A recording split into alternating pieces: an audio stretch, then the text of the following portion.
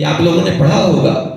और एक और आपने मंत्र पढ़ा होगा, जिसको आपको याद नहीं हो तो एक बार याद कर लेना, अपने सर मैडम से भी पूछ करके, कि पृथिव्याम त्रीणि रत्नानि जलम अन्नम च सुभाषितम मूढ़ै पाषाण खंडेषु रत्न संज्ञा विधीयते।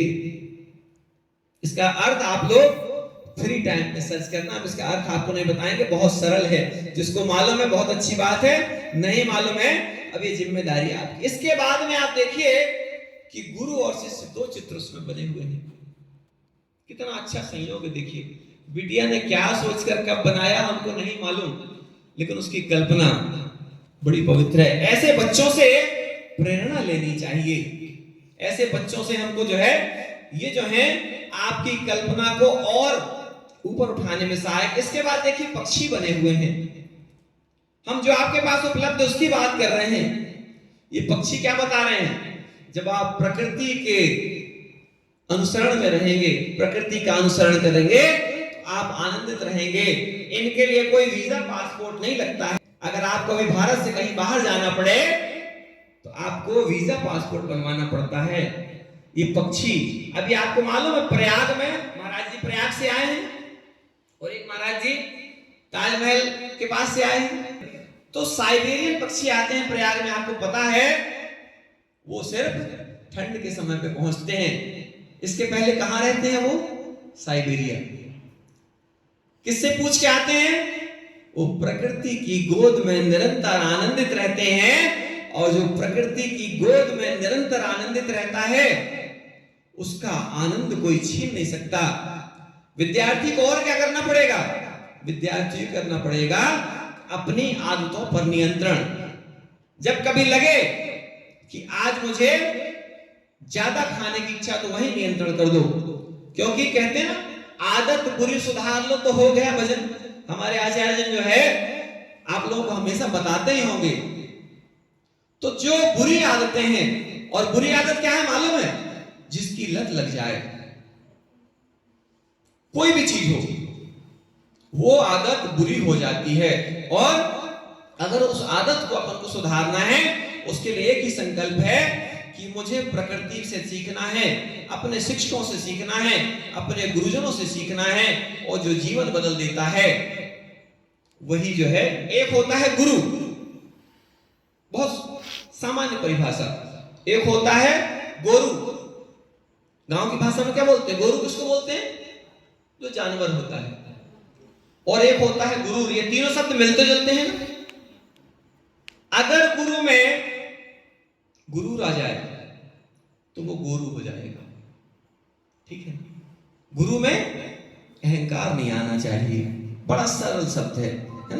हमारे बच्चे भले कॉलेज में है, लेकिन अभी जो है ग्रामीण अंचलों से हैं, तो बड़े बड़े लंबे शब्दों का अर्थ निकालना उनको तकलीफ वाली बात होगी। और आप भी कल हो सकता है कि यहीं पर प्रोफेसर बने, यहीं पर प्रिंसिपल बने। ऐसे बहुत सारे बच्चे होंगे जो कहते होंगे, सर मुझे आप जैसा बनना है, मुझे आप जैसा बनना है। मन में रहता है ना भाव। आप दुनिया के एक ऐसे अकेले व्यक्ति हैं जिसमें दुनिया को बदलने का सामर्थ्य है। हमने आपको बताया, भगवान राम ने भरत जी से पूछा कि टैक्स लेते हो ना? तो उन्होंने कहा टैक्स तो लेते हैं। तो बोले टैक्स लेना चाहिए भगवान सूर्य के जैसा, कि लेते तो हैं लेकिन किसी को पता नहीं चलता है।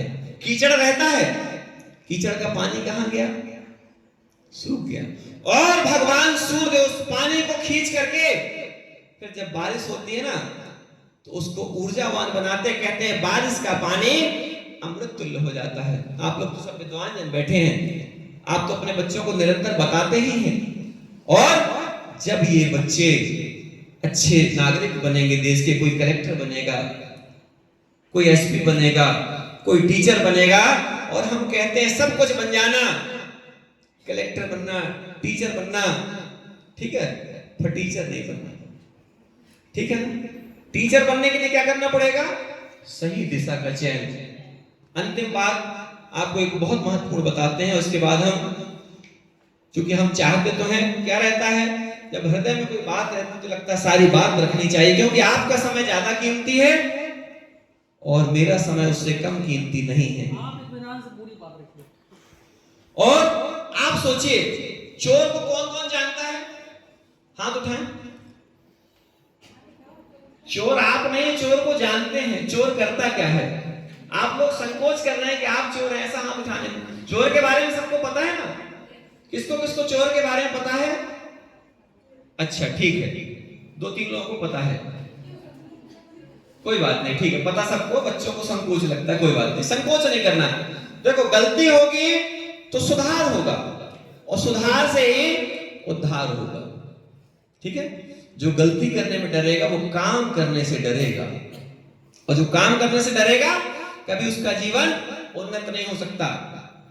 कभी आप लोग इनसे आश्रम के बारे में पूछना, राघव भैया से, कि जिस आश्रम में भूमि के अलावा बैठने के लिए एक चटाई भी नहीं थी, आज उस आश्रम की गरिमा पूरे भारत ही नहीं पूरे विश्व में जा रही है। महाराज जी ने बताया कि हम लोग संस्कार केंद्र खोल रहे हैं पूरे भारत में। हमारा विजन है वर्ल्ड वाइड विजन। आपका लक्ष्य ही तो बड़ा होना चाहिए ना। समुद्र पार करने की क्षमता रखिए। जो समुद्र पार करने की क्षमता रखेगा उसके प्रयास में कभी कमी नहीं आएगी। और जिसको लगेगा मुझे तो सिर्फ चंदिया में ही अपना जीवन काट देना है, प्रयास करिए, आप सामान्य नहीं हैं।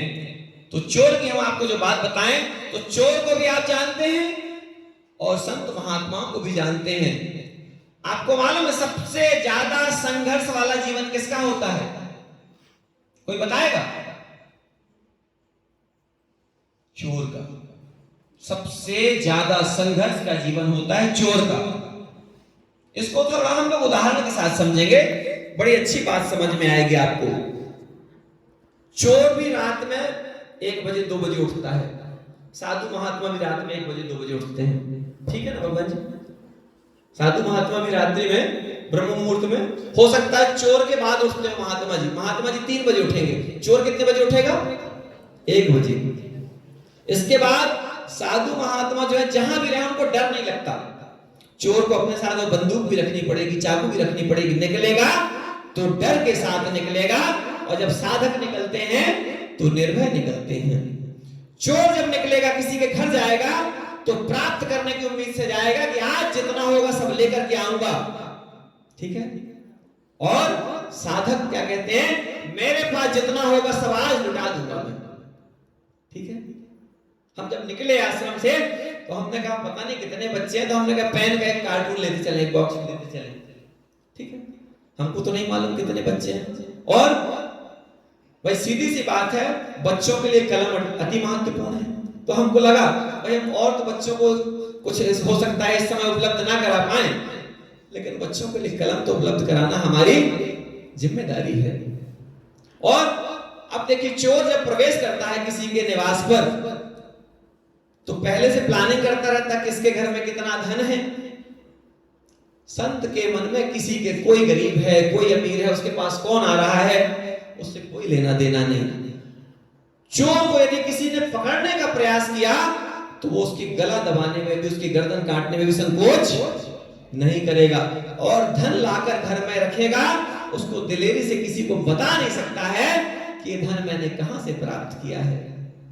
और साधु के पास यदि ये नारियल है, अभी हमको क्या लगेगा, एक काम करो भैया इसको फोड़ दो, बढ़िया सब लोगों तक प्रसाद बढ़ जाएगा। कितने लोगों तक जाएगा? तो देखो अब इससे मतलब क्या निकला। बोले महाराज जी आपने दोनों की कथा सुनाई, इसका मतलब क्या है? हो सकता है किसी के मन में बात आए, इसका सुनाने का मतलब क्या है? जो लोग समझ गए वो तो बहुत अच्छी बात है। ठीक है?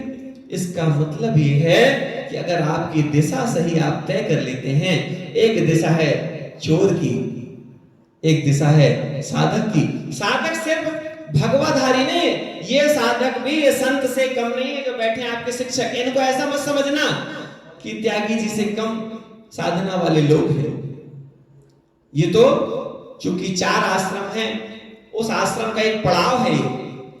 ये भी जो है आपके शिक्षक हैं, ये साधक से कम नहीं है, ये भी बड़े साधक हैं, ये भी साधना ही है, ये भी तपस्या ही है। और इसके बाद आप बच्चे भी तपस्या ही कर रहे हैं। इस तपस्या में कंजूसी करोगे तो कुछ प्राप्त नहीं हो सकेगा।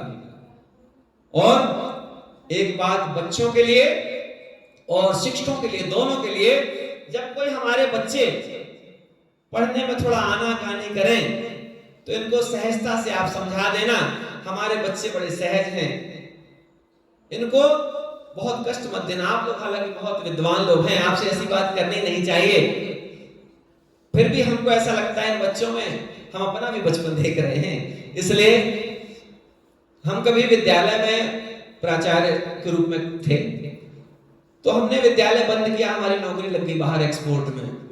तो जब उन बच्चों को हमने दूसरे विद्यालय में ट्रांसफर किया तो बच्चों का हमारे पास फोन आता था, इस विद्यालय में मारते बहुत हैं, हमने अपने बच्चों को भी मारा नहीं था।